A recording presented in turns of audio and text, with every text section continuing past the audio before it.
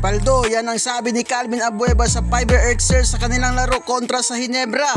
Paldo ang apat. Apat sila, Paldo. Muling nagharap ang dalawang kupunan ng Converge Fiber Exers at ang Barangay Ginebra San Miguel.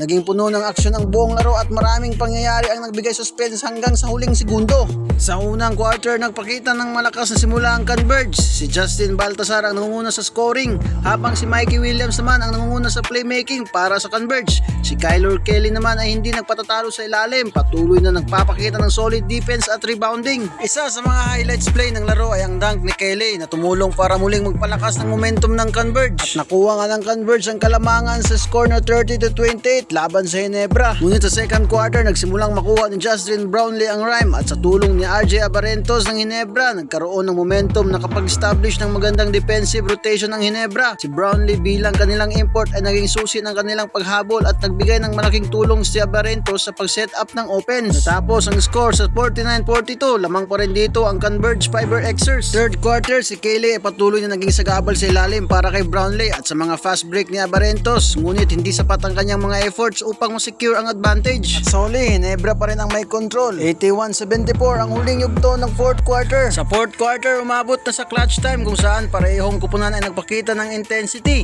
Subalit si Justin Brownlee sa tulong ni RJ Abarentos ay nagdala ng malaking puntos. Oh, that's a big time block.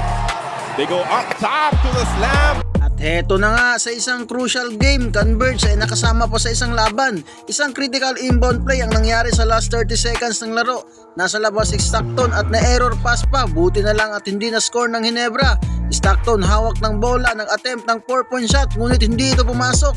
Ang pagkatalo ng Converge ay nagdulot ng malaking tanong tungkol sa decision making ni Stockton sa crucial. Napasabi na lang si Calvin Abueva na paldo daw silang apat. Paldo ang apat.